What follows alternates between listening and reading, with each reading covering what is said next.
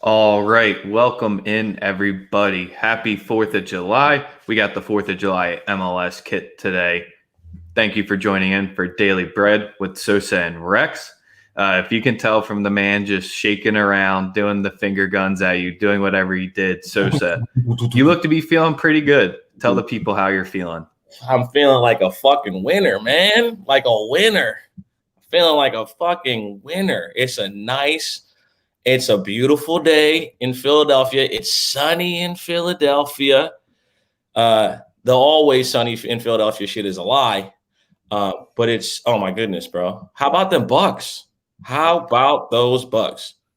It was just the fourth quarter kind of they already had it in the bag, but that was just a tip to finish, no sweater. Bucks were just in the driver's seat the whole time, and your man came through big. You've been talking about him the whole series, Drew Holiday. Man, just making us just look great. Thank you, Drew. Drew, man, former Sixer, man. He'll always be in my heart as a Sixer. I fucking love the guy. I got a Drew jersey. I do too.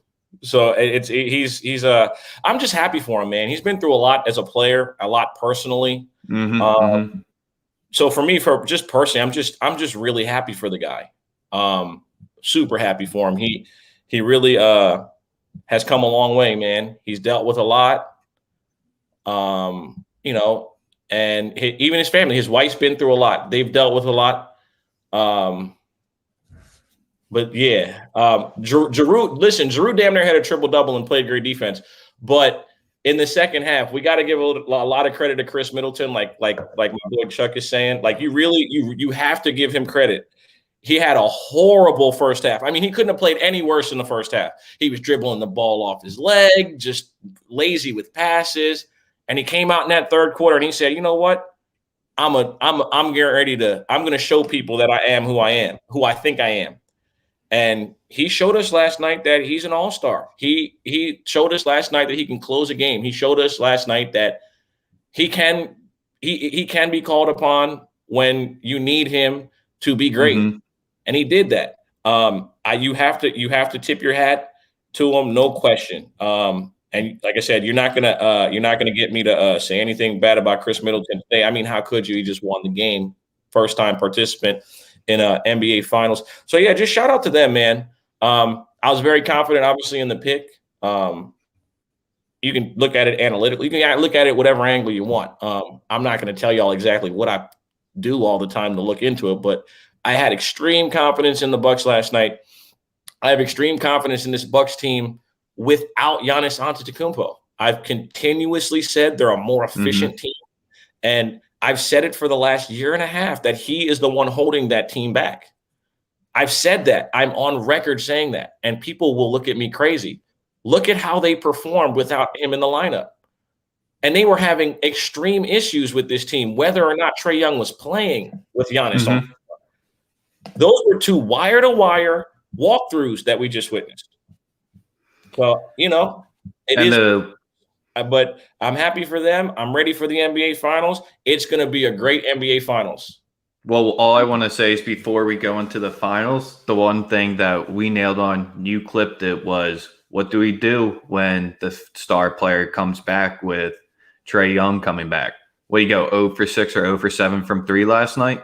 I mean, he made an impact, but he didn't do anything to win them that series or that game in that last game to extend the series. I was joking with Daryl and Wham and Eddie when we did a later stream, and I was just like, I'm just doing what y'all told me to do, because everyone who's like a veteran gambler or a veteran wagerer, they were all they all told me, listen, you got to fade the team when a star comes back.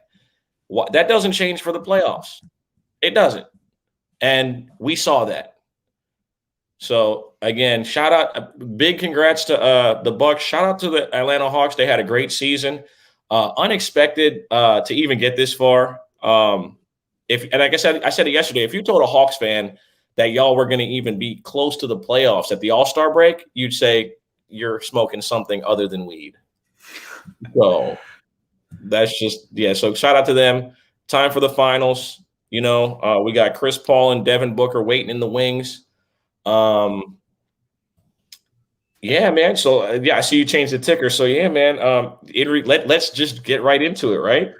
So series prices, I believe you can get the Suns at like minus 130 to minus 150, and you can get the Bucks at a plus number. And does that stick out to you in any way? It doesn't really stick out to me given the question marks around Giannis. If Giannis was 100% healthy, they would be favored. They would 100% be favored in the series. And I know people will be like, well, why? Well, that team is really good. Over the last 3 years, they've won more basketball games than any organization in all of the NBA. So, win or lose a championship, they perform at an extremely high level during the regular season. So, my personal take is I love the Suns team. I love Chris Paul. I love Devin Booker. I think that the Bucks can go to a lot of things that they saw the Clippers do and be very effective in that setting. They also have a distinct advantage defensively, in my opinion. And I know Phoenix is a great defensive team at select positions, but the backcourt in particular in Phoenix cannot guard at a high level. They are going to have problems. They're going to have problems guarding Giroux, guarding Middleton. And if you don't believe me, go look at the tape against the Clippers and see what Reggie Jackson was doing to Devin Booker or Chris Paul or whoever the fuck they put in front of him. Look at Game 6 when they won the series, and they ran a double team at anybody that Devin Booker was guarding because he was barbecue chicken. So I just believe that this series is going to be close. I'm not yet ready to pick a winner. I do like the Bucks to compete at a high level, whether or not Giannis is in the lineup, because the team is really fucking good. They have every piece that you need to win a championship, with or without Giannis. So if y'all think I'm crazy, it's possible that I could be wrong. But this Suns team has not been challenged.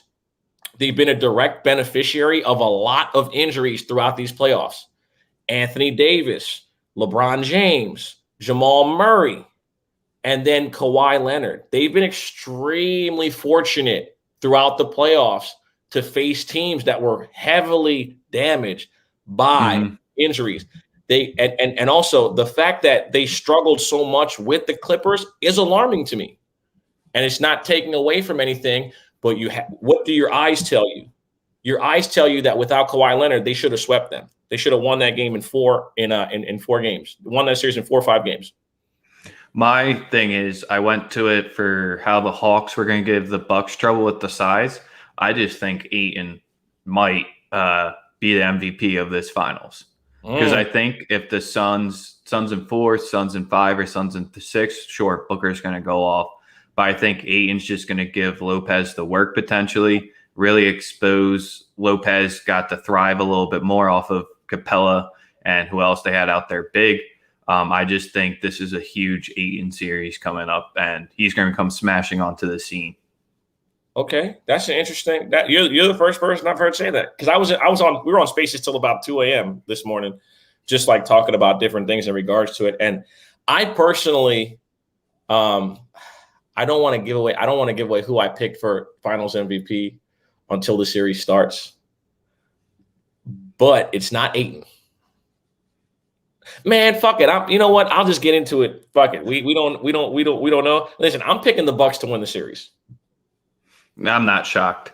I'm gonna just tell y'all straight up. I'm picking the Bucks to win the series, and I think that Jrue Holiday is going to eat the whole series. He just averaged 27 points and 11 assists in the Eastern Conference Finals, and nobody gave a fuck. Like they just brushed past that. They just okay. Hey, it's not Chris Paul. 27 points, 11 assists. Man, that was okay, Jrue. Okay. Do you think Bucks get game 1? No. Because that's where, if you're going to play a Bucks future, I'd let game 1 pass and then lock in the series. I also wouldn't bet on game 1 for the Bucks. The Bucks have performed terribly in every game 1 in the playoffs so far. Mm-hmm. They performed terrible against Miami. They performed terrible against the Nets. They performed terrible against Atlanta. They should have lost all 3 of those games. So if you're betting the Bucks first game, you're probably not smart or don't look at any sort of data. So first game, I would not touch the Bucks. However, I do think that you're going to see matchup issues for both teams, and it's going to be a chess match, like you said. Ayton being a presence. Also, do not forget this: Brook Lopez was second team All NBA defense last year. All right, Brook Lopez. I don't know. I think he's going to get exposed. We were high on Brook. Maybe he proves me wrong. See, I think it's I think it's the opposite. I think Brook Lopez can offer a level of resistance against DeAndre Ayton. I really do. Look at how he played. Look at how he played without Giannis in the lineup, and this also will help him with DeAndre Ayton on the defensive end. Let's say Giannis does come back. If Giannis plays with Brook Lopez on the floor, DeAndre Ayton's going to have to guard him 30 feet away from the basket. Yep. So that also changes things as far as the way the basketball moves, how spacing works, everything.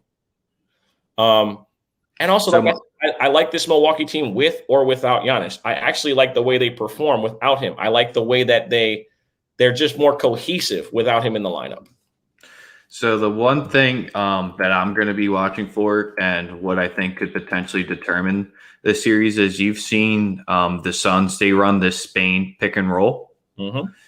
And you kind of get the back screen off the first pick, which I'm going to be very curious how Budenholzer tries to prep for that, attack for that, because they have so many sets that run off it. And when Chris Paul is running that offense, I just think the half-court defense of the Bucks was one of the better sides. I just think that could be the one weak part, and I'm going to be trying to see what Bud does because they're going to be trying to get – I'm just trying to think of the matchups. They're just going to be trying to get Drew off of Chris Paul as soon as possible is what I'm thinking there. I agree. Like I said, my only thing is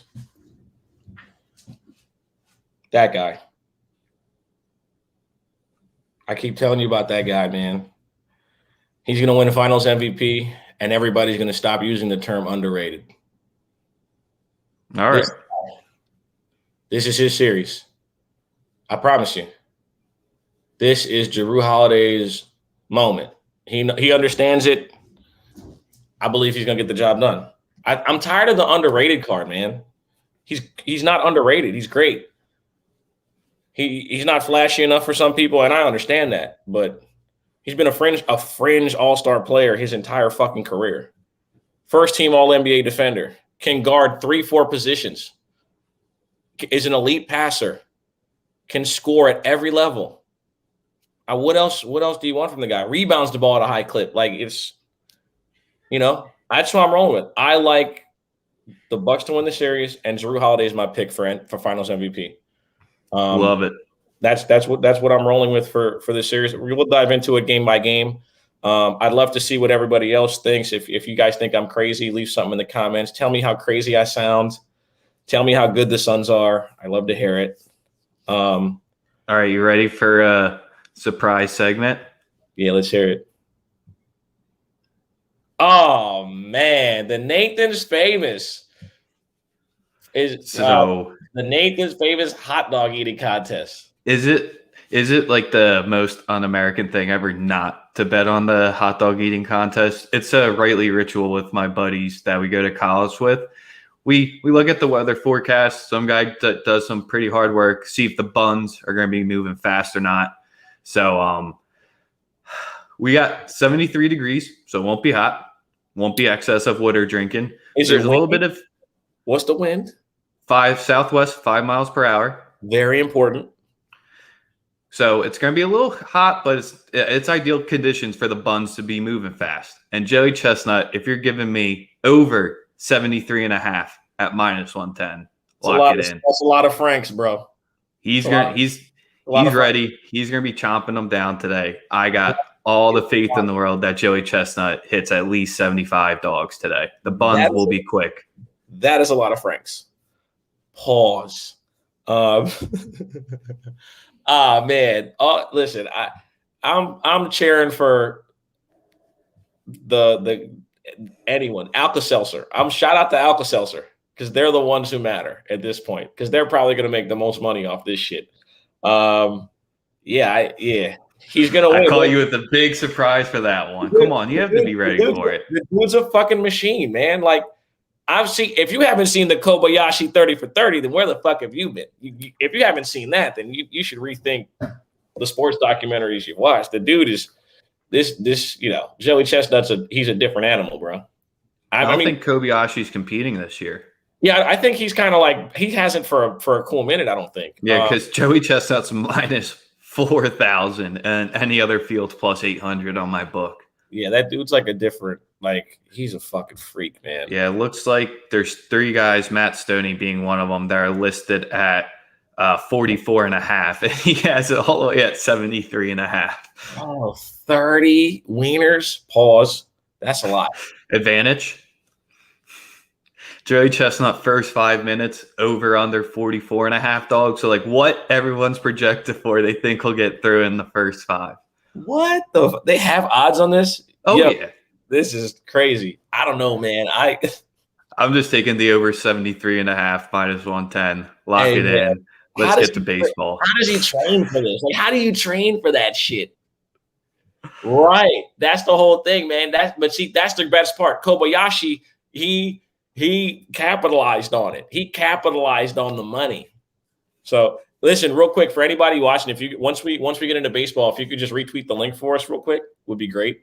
I don't ever ask for that. I should ask for that more often. Like, share it and do that shit now. I never do that. Fucking Reverse is coming in and saying blowout, 30 dog advantage. It's bad for the props. Right. All right, let's get into baseball. What are you liking for us today? I know you got great 4th of July, please. Great day for some baseball. We got I believe the Yankees. Are the Yankees on a doubleheader today? Or are they just playing one? They're just playing one. Man, listen, Dodgers on a 8-game win streak, facing off against Joe Ross at Washington. I got the Dodgers run line. How the fuck do you bet against the Dodgers on an 8-game win streak? Exactly, you don't. So, y'all want some easy money, bet the Dodgers run line. Secondly, I'm going to go with the Brewers first 5, team total over 2.5 runs. They got Peralta on the hill. That's at minus 127, 128. Or no. Over 2.5 or over 3.5 is plus 130. So that's their team solo over first 5. I like them easily to handle business again. I would also, just to offer some quick advice, I would be careful betting against the Rays today. I know they're heavy dogs, but I believe that they finish. I believe that they have a very good opportunity to ward off getting swept. A lot of teams, that's a big deal. And then another one I'm going with today is Lucas Giolito under 7.5 strikeouts at a minus 150. You know where that's Giolito, really? We're taking a spot on him. You know where that's coming from. I know where it's coming from, but dang. Yeah, that's from the guy. So that's one of the plays. His under strikeouts, Lucas Giolito. And the numbers suggest it. If you watched the game the other day, Chuck, what did I tell you about the fucking White Sox on Saturday, bro? What did I tell you? They don't play them Saturday, any day but Saturday. Do not bet on them ever on a Saturday. So does Detroit win the series? I don't know if they win the series, but I'm taking that prop because the numbers suggest that he's using the sticky stuff. When a dude hit a home run against him the other night, he crossed home plate and yelled, "His hand's not sticky anymore." He literally yelled it going through the dugout as he was after trotting off a home run. So that the league knows it. They know Giolito was. So just be careful. I wouldn't say don't bet him because at the end of the day, the Tigers have shown that they have some really good young pieces, but it's going to take a while. It's going to be a process for them to get good. You know, they got the talent. It's a matter of them progressively getting better. I love the fact that they have a manager who's won a championship. Call it through cheating or whatever the fuck you want to say, but they got the right guy. They have a bunch of really young arms, but that's not an endorsement to bet them. It's just what I've seen. You know, just like a month ago, I said the Brewers were going to be really good because everything has to come together. And as you see it, everything is coming together. So that's just, you know, that's just something. So with the Dodgers, you said you're going -1.5 or just money line? Run line. Dodgers run line. If you're going to bet the Dodgers, bet them run line. Don't bet them money line. There's usually no value there unless you're -145 ain't that bad. For sure. Just because the one thing I was seeing with the Dodgers, they're 19-7 when they've won 3 or more in a row. So. Absolutely. I mean, they have it at -132, but that's just because of the pitching matchup. But that Nationals bullpen is so god awful, bro. They're fucking terrible. Joe Ross doesn't pitch well against the Nats either. Against the Dodgers, yeah. So just be wary of that personally. You know what I mean? So that's just something I would definitely do. I'm doing. Like I said, run line, and the run line's +128. It's only to that point because Vegas is thinking that Washington's going to show a little pride. They're not. They're going to get smoked. In my opinion, you should bet that as well. A lot of people are heavy on Freddie Peralta's K's today, simply because he's supposed to dominate. I actually like him at the over 6.5 at -108. I'll probably put a couple dollars on that. Playing against Pittsburgh, yeah, they love to swing and miss. Yep. So I like Peralta to get me that over 6.5. I think it's a very good spot for him. I'm going to tweet out some spin rate, some spin doctor picks later on. He's taking a hiatus. He's taking a hiatus from Twitter, which is probably smart. That spin rate stuff is outrageous right now. Over under on the Dodger game? On what game? Yeah. Right. So what about when Roy gets back to us there? The Phils are looking to sweep the Padres. Yeah. They are. And they got Snell on the hill. Vinny V, you never know what you're going to get out of him. Phillies +115 home dogs today. Yep. It's potentially smelling like a winner, but I don't know, man. It's just so tough to back Vinny V. The play I like in this game is the first 5 over 4.5 at -132. We've gotten runs early in games in regards to these two teams. I don't see anything stopping that. Snell only pitches well against the Dodgers. He fucking sucks against everyone else. So I would happily put my money on a first 5 over. Sunday, it's the 4th of July. People didn't show up to see a bunch of strikeouts, guys. I can honestly, that's one of the angles I'm taking when betting these games. We're going to see runs today. I really believe that. I mean, we've been seeing runs the last week. It's the most eyes. It's the only thing on today. Yep.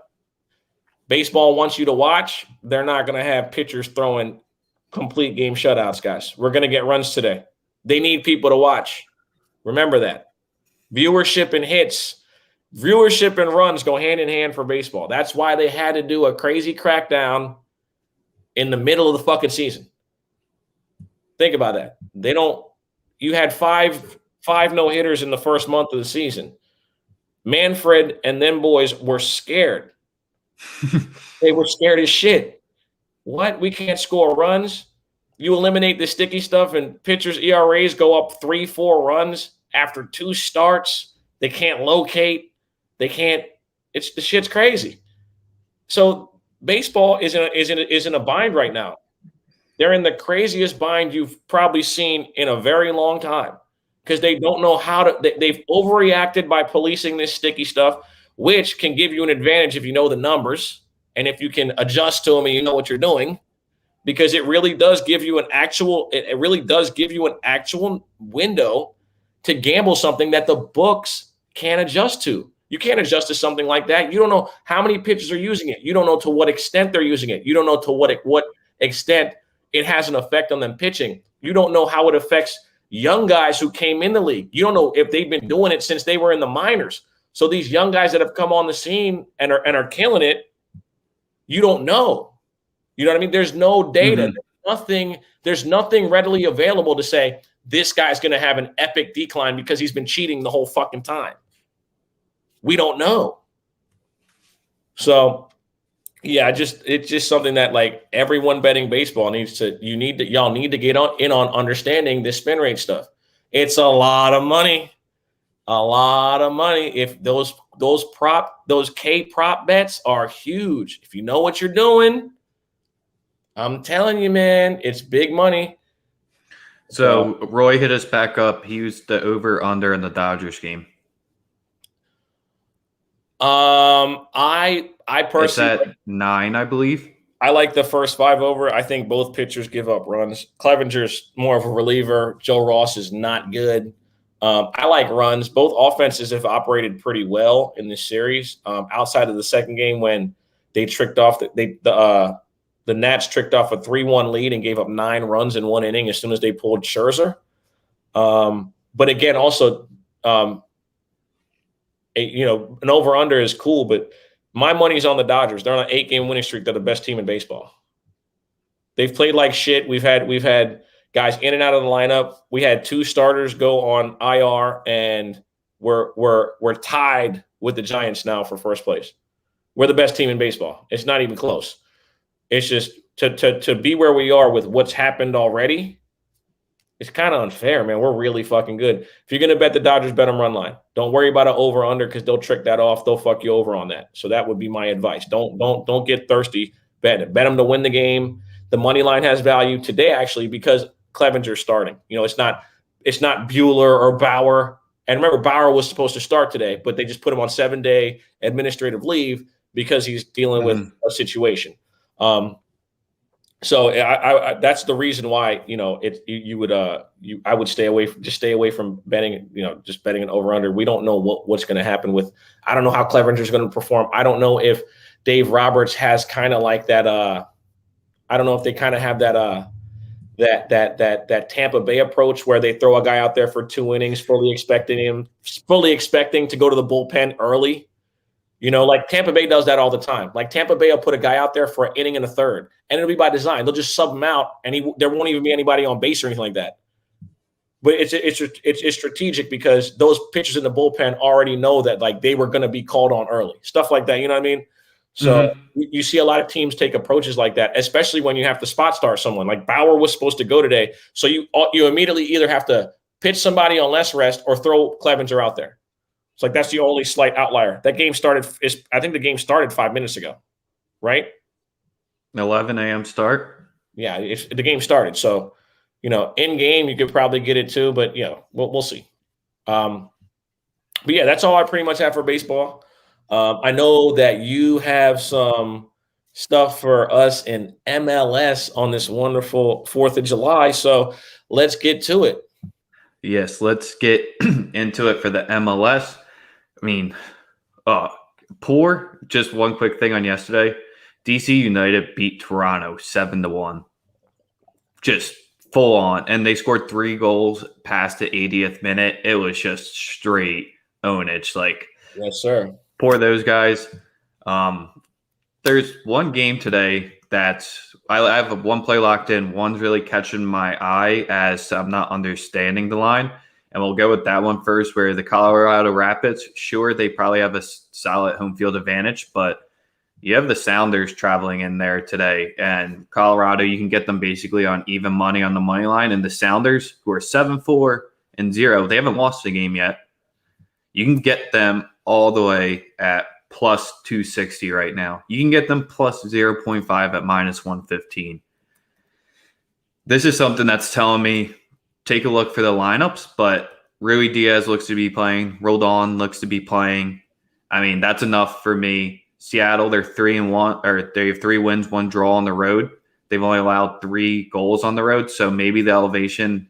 I have no idea why this line's that way. That's something that check your lineups potentially, but could be the public play, but public usually doesn't jump on a plus 260 dog. I got to dig into that one more once I see the lineups, but that line makes close to no sense to me. Right. All right. The play I do have locked in, though, is there's one team that you should be fading on the road, and there's one team that you should be backing at home. Other than Toronto allowing 7 goals yesterday, this stat was applicable, but the Vancouver Whitecaps have allowed the second most goals on the road, thanks to Toronto beating that yesterday. With the Whitecaps and all the rest of the Canadian teams, they don't have a home field. So Vancouver's playing out of Real Salt Lake. So basically every game's a road game for them.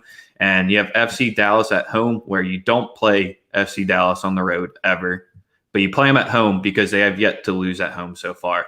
Wow. So this is where I have 2 options for you in this game. I mean, I'm not just playing the minus 135 straight up just because I don't like laying the minus money in MLS. So there's 2 options that you can get because I love the over here. We're easily going to see 3 goals. So you could do the same game parlay of FC Dallas to win and over 1.5 goals. You can get that at plus 105.